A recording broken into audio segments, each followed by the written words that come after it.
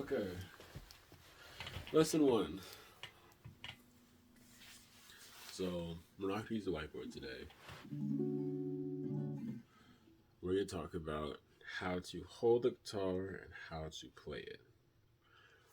So, if you're right handed like me, you're going to hold the guitar sitting right here on your right leg, and your right hand is going to be what you use to play the guitar. The right hand is how you pluck the strings most of the time. There are techniques where you can use your left hand to play strings, like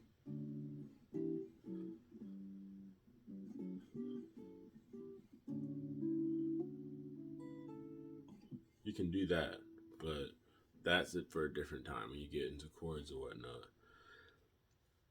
When it comes to how I play with my fingers. So I like pick. Well, I don't have a pick around here. I have a quarter.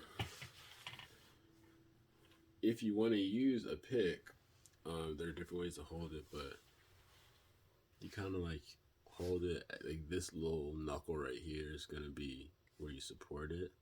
You hold your thumb.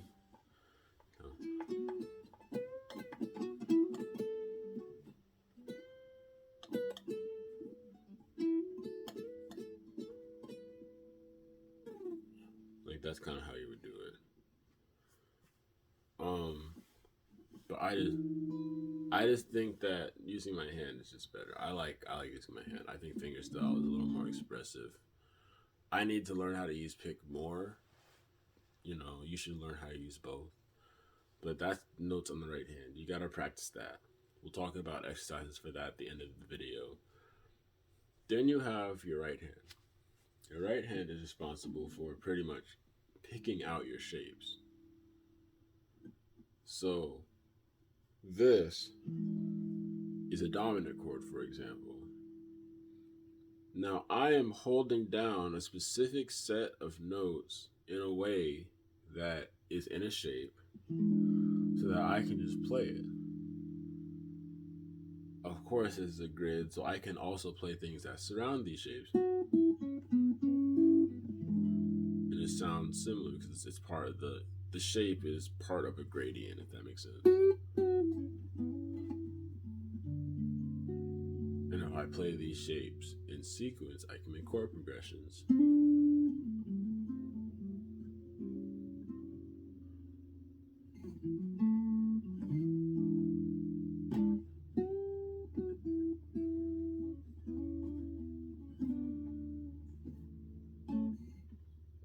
So your left hand is responsible for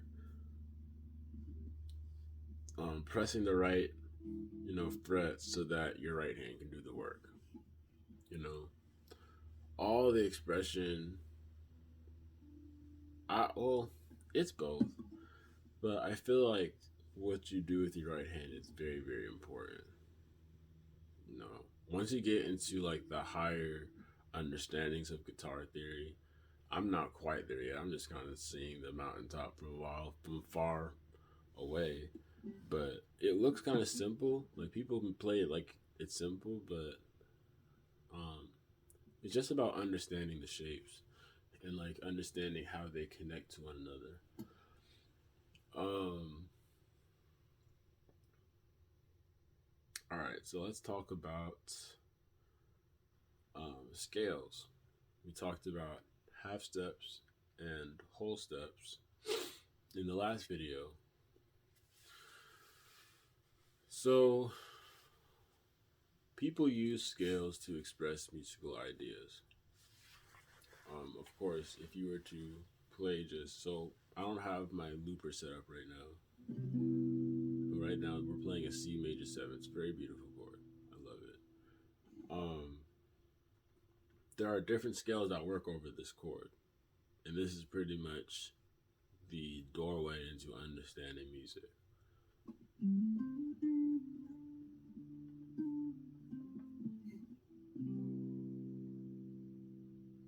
When you understand how to use scales with one another,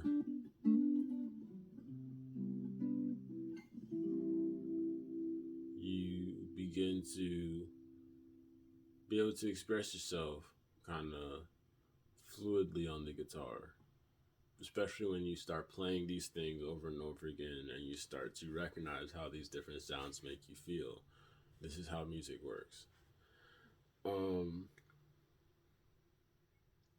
So let's start off with learning a couple shapes. So these shapes are called cowboy chords, and you can probably see how they call why they call it that. So in order to make a cowboy chord, so this is what we call an E major 7. We're going to slowly build up to it. Very simple. If you take your finger and play the second fret on the 5th string, so that A string we talked about in the last video, you get a E minor 7. We'll get into why we call it that in another video, but just recognize this as E minor 7. We call it an E though because the root note, which is the name of the note, is why we call it an E, is this bottom note right here. And as we know from the last video, it's an E. Right? Of course, and we'll get into this another time, this means that if you move the entire shape up and use your finger as this bridge right here, you can get different shapes from it. Like this is a G minor 7. This is an A minor 7.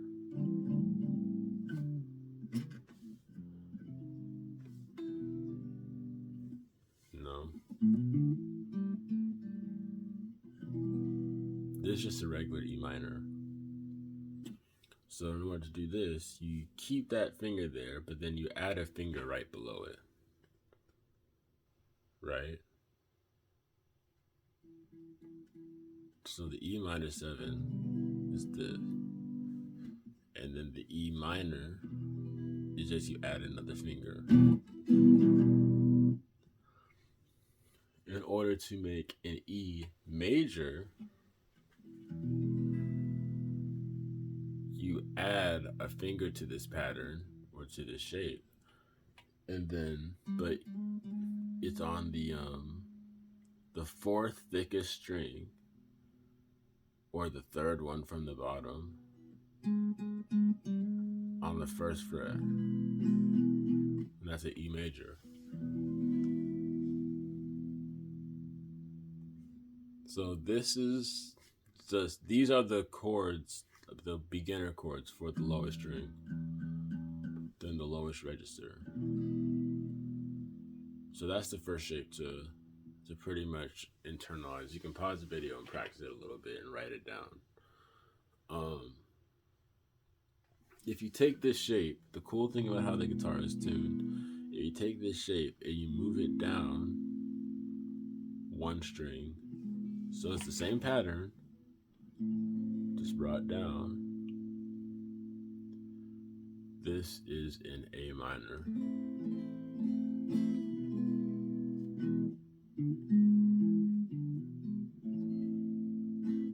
A minor.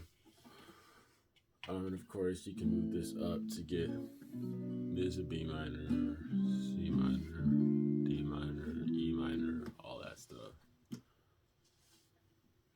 This is a good start. And this is also a good practice for your right hand too. Like, kind of try to express yourself a little bit. Just go back and forth.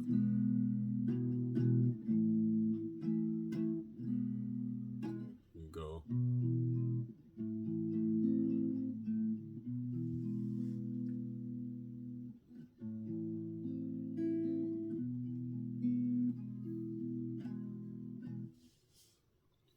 I think if you practice the guitar and you stay musical about it, it makes it much easier to learn.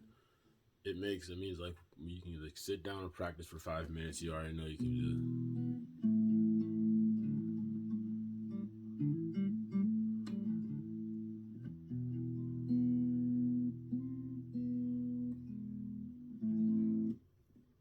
just. Just go back and forth. Just play with it. Um, of course, I'm a blues guitarist, so I like to look at a lot of like gospel, a lot of spirituals, a lot of soul, um, of course, blues, and I try to get my inspiration from that. A good thing to, well, we'll talk about all that stuff later, but those are the first two chords you should practice. I'm going to talk about a couple other ones in the video real quick, just so that you can get started. But, yeah. This next chord